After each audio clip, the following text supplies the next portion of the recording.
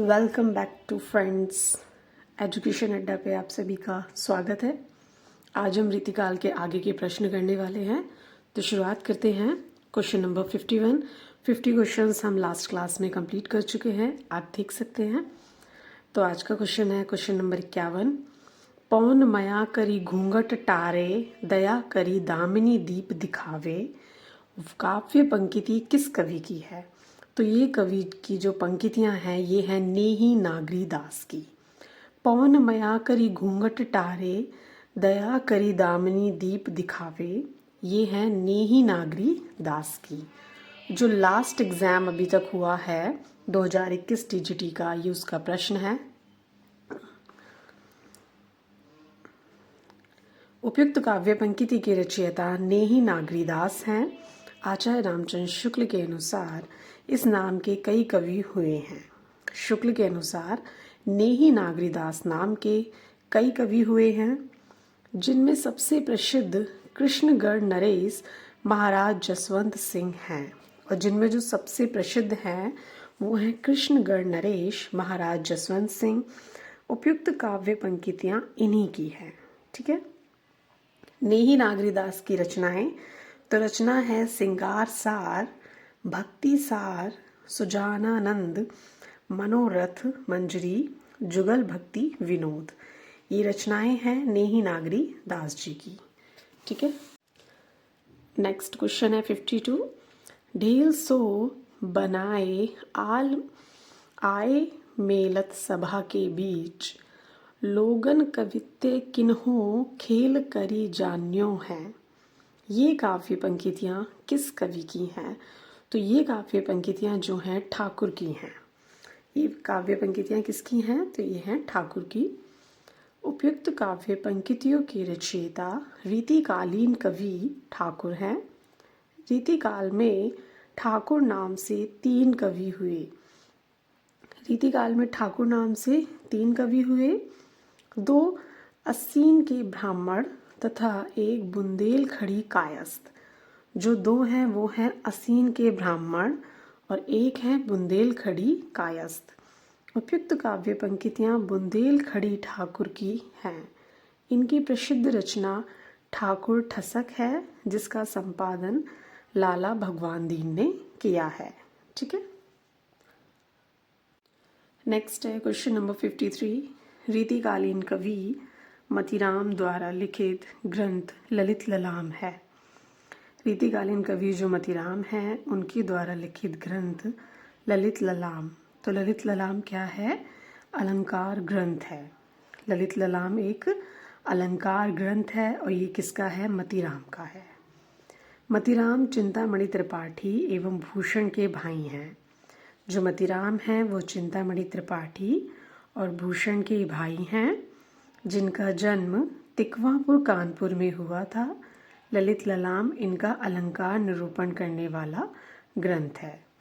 मतीराम के काव्य ग्रंथ, तो मतीराम के काव्य ग्रंथ हैं फूल मंजरी, रसराज, मतीराम सस्सई, साहित्य सार, लक्षण सिंगार।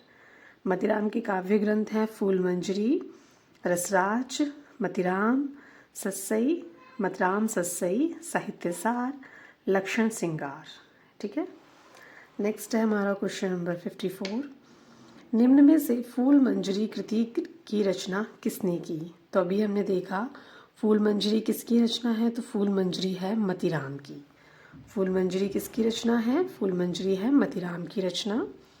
नेक्स्ट है 55। निम्नलिखित में से कौन सा कथन असत्य है? तो इनमें से जो कथन असत्य है, रीतिबद्ध धारा के कवियों ने लक्षण ग्रंथों की रचना की, ये भी ठीक है। रीतिबद्ध धारा के कवियों को आचार्य कवि कहा जाता है, ये भी ठीक है। बिहारी रीति सिद्ध धारा के प्रतिनिधि कवि हैं, ये भी ठीक है। केशव रीति मुक्त धारा के कवि हैं, ये गलत है, क्योंकि केशव रीति मुक्त नहीं रीतिबद्ध धारा के कवि हैं। केशव जो हैं वो रीतिबद्ध के हैं। तो ऑप्शन डी यहाँ पर रॉन्ग है। तो हमारा आंसर डी होगा, क्योंकि पूछा ही गलत है। केशव रीतिबद्ध धारा के प्रमुख कवि हैं, अतः स्पष्ट है कि उपयुक्त विकल्प में डी असत्य है। रीतिबद्ध धारा के कवियों ने अलंकार नायिका भेद आदि के लक्षण बताकर उनके उदाहरण स्वरूप काव्य रचा है, जैसे केशव, पद्माकर, मतीराम आदि। मूलतः ये कवि थे। केशव हिंदी के प्रथम आचार्य माने जाते हैं। हिंदी के प्रथम आचार्य कौन माने जाते हैं? तो केशव। वे काव्य में अलंकार को अधिक महत्व देते थे।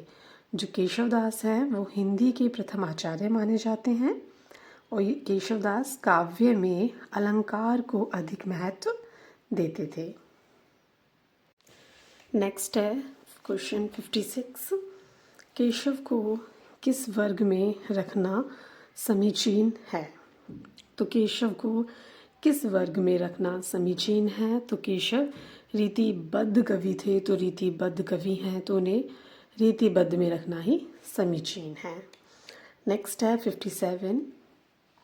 रीतिकालीन कवि भूषण की कविता का मुख्य संवेदनात्मक स्वर है। तो भूषण की जो कविता है उसका जो मुख्य संवेदनात्मक जो स्वर है वो क्या है? तो वो है प्रशस्ति परक। भूषण की कविता का मुख्य संवेदनात्मक स्वर है प्रशस्ति परक। आगे है इस प्रश्न की व्याख्या। रीतिकालीन कवि भूषण की कविता का मुख्य संवेदनात्मक स्वर प्रशस्ति परक वीर रसपूर्ण। प्रशस्ति परक वीर रसपूर्ण है। भूषण रीतिबद्ध काव्य धारा के कवि माने जाते हैं। भूषण के बारे में यहाँ पर कुछ डिटेल से दिया गया है, जानते हैं। काव्य ग्रंथ: शिवराज भूषण, शिवा बावनी, छत्रसाल दशक, भूषण उल्लास, दूषण उल्लास, भूषण हजारा, ये सब भूषण के काव्य ग्रंथ हैं। भूषण के नायक तो शिवाजी वे छत्रसाल भूषण के नायक हैं। आश्रयदाता छत्रसाल तथा शिवाजी। वास्तविक नाम घनश्याम था। भूषण का जो वास्तविक नाम था वो था घनश्याम, जबकि भूषण उपाधि चित्रकूट के सोलंकी राजा रुद्र ने दी थी। भूषण का वास्तविक नाम था घनश्याम और जो उन्हें भूषण उपाधि दी है वो चित्रकूट के सोलंकी राजा रुद्र ने दी है। चित्रकूट के सोलंकी राजा रुद्र ने दी है। शिवराज भूषण अलंकार निरूपक ग्रंथ है और भूषण की जो रचना शिवराज भूषण है वो अलंकार निरूपक ग्रंथ है। भूषण हिंदू जाति की प्रतिनिधि कवि हैं। रामचंद्र शुक्ल ने कहा है कि जो भूषण है वो हिंदू जाति के प्रतिनिधि कवि हैं। भूषण चिंतामणि और मतीराम भाई हैं। भूषण, चिंतामणि और मतीराम ये तीनों भाई हैं। ठीक है, आगे है हमारा 58। सिवा को बखानो की बखानो छत्रसाल को में सिवा का अर्थ क्या है? तो अभी हमने देखा कि छत्रसाल और शिवाजी ये किसके नायक हैं, किसके आश्रयदाता हैं? तो ये भूषण के आश्रयदाता हैं। तो यहाँ पे है सिवा को बखानो की बखानो छत्रसाल को, तो सिवा का अर्थ है शिवाजी से। तो शिवा का अर्थ है शिवाजी, तो आंसर हमारा होगा शिवाजी। ठीक है, आगे इसके थोड़ी सी डिटेल में व्याख्या है। चित्रकूट के सोलंकी राजा रुद्र ने भूषण को कवि भूषण की उपाधि दी थी। ये कई राजाओं के आश्रय में रहे। कहा जाता है कि भूषण शिवाजी के यहाँ कुछ दिन तक रहकर अपने घर लौटते समय महाराज छत्रसाल के दरबार में गए। इन्हें शिवाजी का राजकवि समझकर महाराज छत्रसाल ने इनका बड़ा आदर किया और यथोचित सम्मान करने के लिए विदा करते समय इनके पालकी को कंधा लगाया। भूषण ये देखकर पालकी से कूद पड़े और उनकी प्रशंसा में शिवा को बखानो की बखानो छत्रसाल को कविता पढ़ दी, कवित्य पढ़ा। स्पष्ट है कि यहाँ शिवा का अर्थ शिवाजी है। ठीक है, नेक्स्ट है 59। भूषण के काव्य में किस काव्य गुण की प्रधानता है? तो काव्य कौन सा काव्य गुण है? तो उनका जो काव्य गुण है वो ओज है, क्योंकि उन्होंने वीर रस को महत्व दिया है। भूषण रीतिकालीन कवि हैं। इनके काव्य में वीर रस की प्रधानता मिलती है। ओज गुण का होना स्वाभाविक हो जाता है। जब वीर रस की प्रधानता है तो ओज गुण का होना स्वाभाविक हो जाता है। इस प्रकार भूषण के काव्य में ओज गुण की प्रधानता है।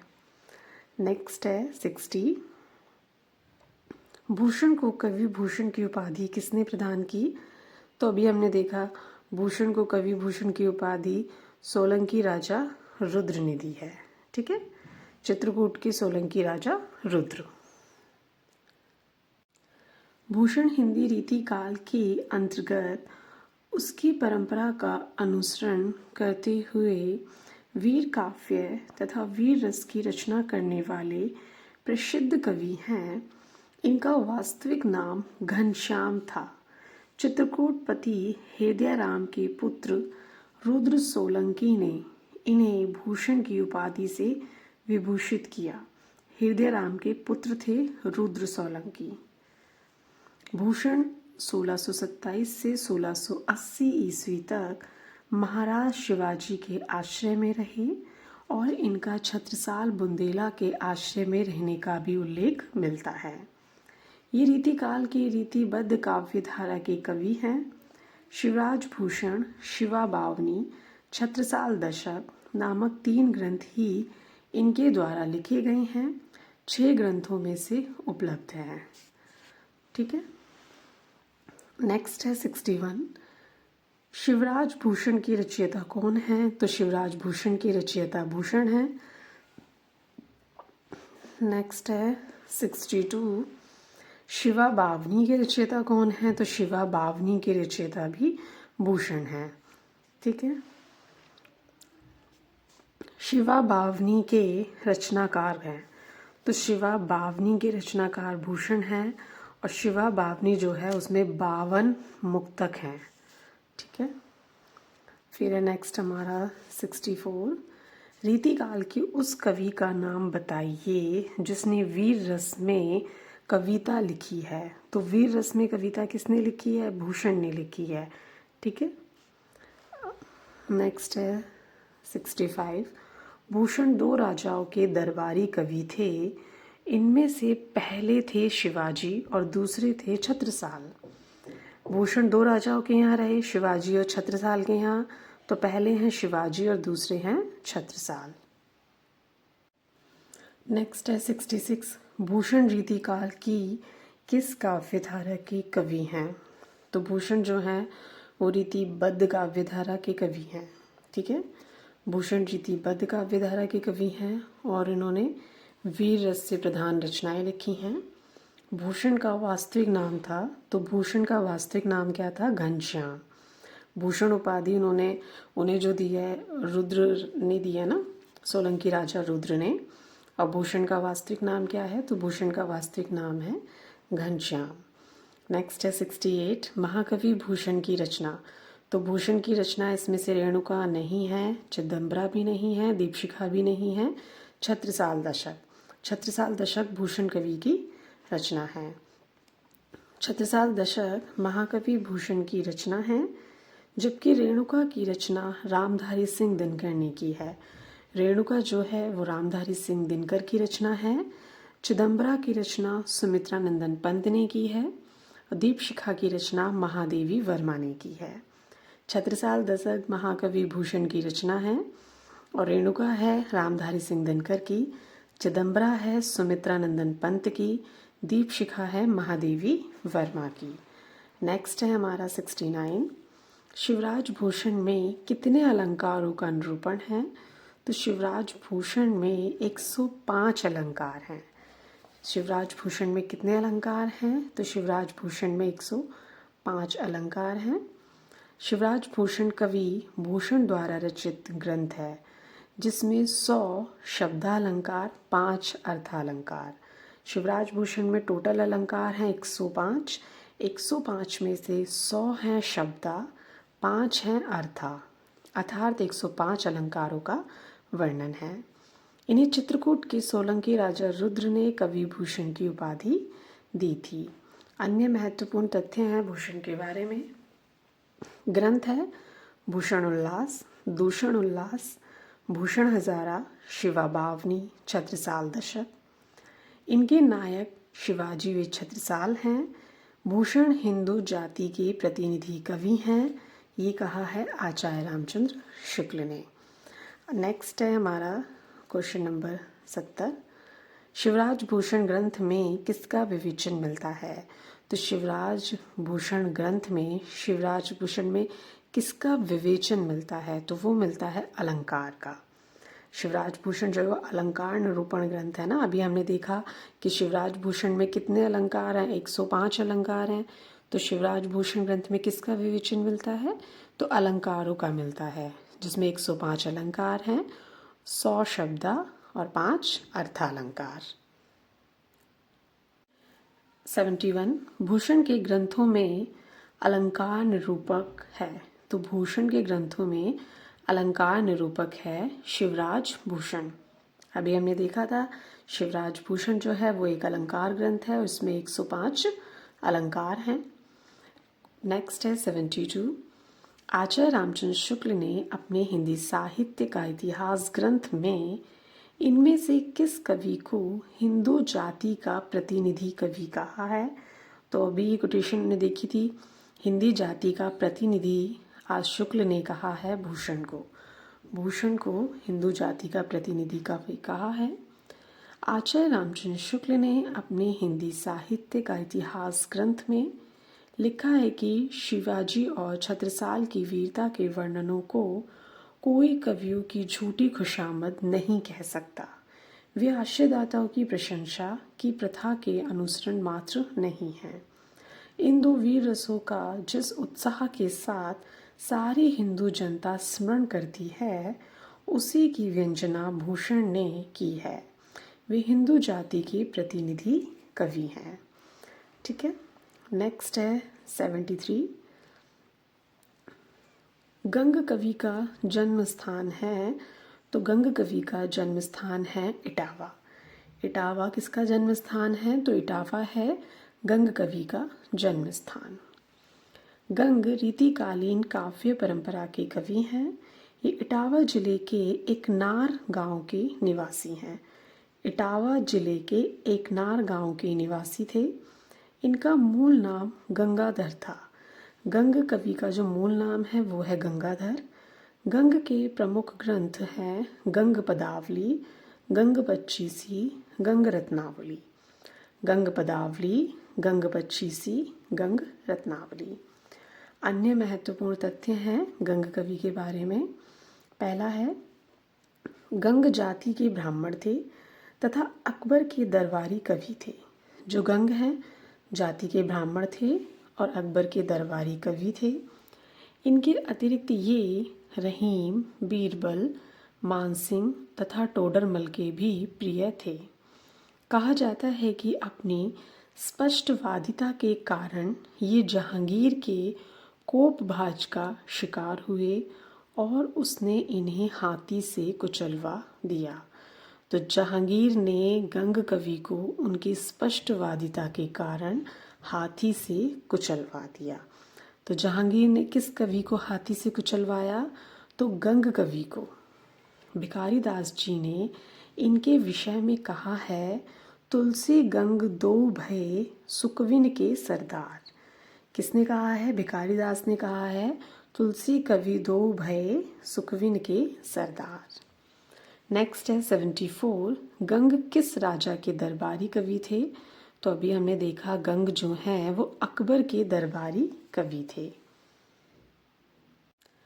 नेक्स्ट है 75 नैन नचाए कहीं मुस्काए लला फिर अय्यो खेलन होरी। नैन नचाए कहीं मुस्काए लला फिर अय्यो खेलन होरी। पंक्ति किसकी हैं? तो ये पंक्ति हैं पद्माकर की।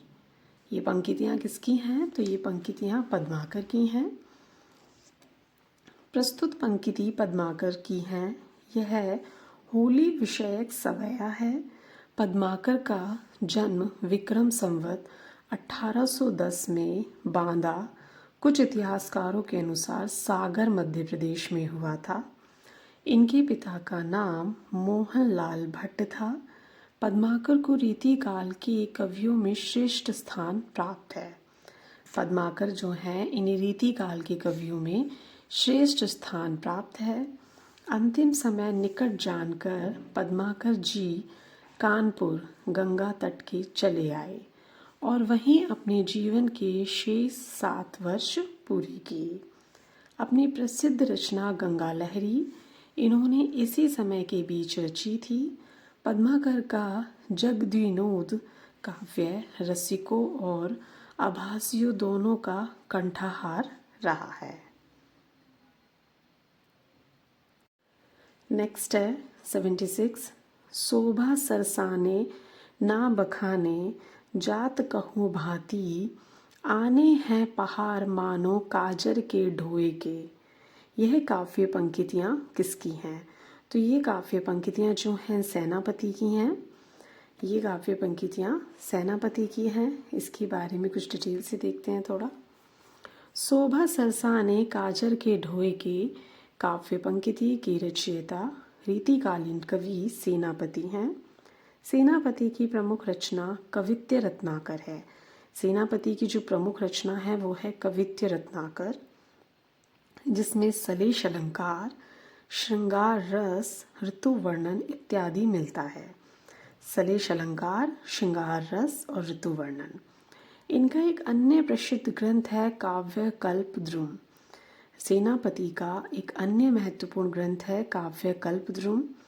आचार्य रामचंद्र शुक्ल के अनुसार ये बड़े ही सहृदय कवि थे और ऋतु वर्णन तो इनके ऐसा और किसी श्रृंगारी कवि ने नहीं किया। शुक्ल के अनुसार जैसा ऋतु वर्णन सेनापति ने किया है वैसा ऋतु वर्णन और किसी ने नहीं किया। क्वेश्चन नंबर 77 है गंगा लहरी किसकी रचना है? तो अभी हमने देखा गंगा लहरी जो रचना है हमारी पद्माकर की है। पद्माकर की रचना है गंगा लहरी। पद्माकर द्वारा रचित 7 मौलिक ग्रंथ मिलते हैं। पद्माकर द्वारा जो रचित है वो 7 मौलिक ग्रंथ हैं। पहला है हिम्मत बहादुर, दूसरा है वृदावली, तीसरा है पद्माभरण, चौथा है जगद्विनोद, पांचवा है प्रबोध पचासा, छठा है गंगा लहरी, सातवां है प्रताप सिंह वृदावली और आठवां है कली पच्चीसी। हिम्मत बहादुर, वृदावली, पद्माभरण, जगद्विनोद, प्रबोध पचासा, गंगा लहरी, प्रताप सिंह वृदावली, कली पच्चीसी। कहा जाता है कि वाल्मीकि रामायण, हितोपदेश आदि संस्कृत ग्रंथों का अनुवाद भी इन्होंने किया। मौलिक ग्रंथों में पद्माभरण और जगद्विनोद ही रीति ग्रंथ हैं। ठीक है। नेक्स्ट है हमारा 78। प्रबोध पचासा ग्रंथ के रचयिता कौन है? तो अभी हमने देखा प्रबोध पचासा किसकी रचना है? तो प्रबोध पचासा है हमारी पद्माकर की। पद्माकर द्वारा रचित अलंकार ग्रंथ कौन सा है? तो पद्माकर द्वारा रचित जो अलंकार ग्रंथ है वो है पद्माभरण। पद्माभरण क्या है? अलंकार ग्रंथ है। पद्माभरण और जगद्विनोद पद्माकर की रीति ग्रंथ हैं। इन रीति ग्रंथों में क्रमशः अलंकार और नवरस विवेचन किया गया है। जगद्विनोद की रचना महाराज जगत सिंह के आश्रय में उनकी आज्ञा से हुई थी। जगद्विनोद की रचना किसके आश्रय में की है? महाराज जगत सिंह के आश्रय में की है। किसने? पद्माकर ने। नेक्स्ट है क्वेश्चन नंबर 80। निम्नलिखित में से देव की रचना नहीं है। इनमें से देव की रचना कौन सी नहीं है? तो देव की रचना रस विलास, भाव विलास, भवानी विलास, ये सभी रचनाएं जो हैं वो देव की हैं। चित्राधार देव की नहीं है। चित्राधार छायावादी कवि जयशंकर प्रसाद की काव्य रचना है, जबकि रस विलास, भाव विलास, भवानी विलास, अष्टयाम, कुशल विलास, जाति विलास, काव्य रसायन, सुख सागर तरंग, पावस विलास इत्यादि रीतिकालीन कवि देव की काव्य रचनाएं हैं। बाकी सारी जो हैं वो देव की रचनाएं हैं। नेक्स्ट है 81, काव्य रसायन किसकी रचना है?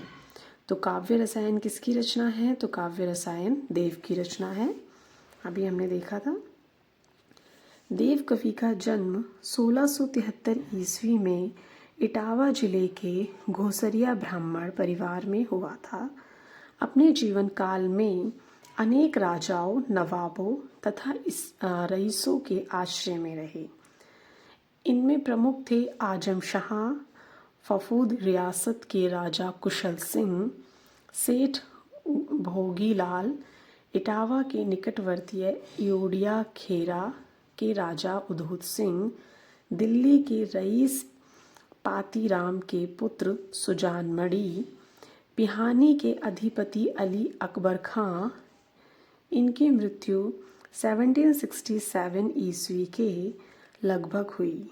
देव की प्रमुख रचनाएं हैं काव्य रसायन, भाव विलास, अष्टयाम, भवानी विलास, सुजान विनोद, प्रेम तरंग, राग रत्नाकर, कुशल विलास, देवचरित, प्रेम चंद्रिका, जाति विलास, रस विलास, सुख सागर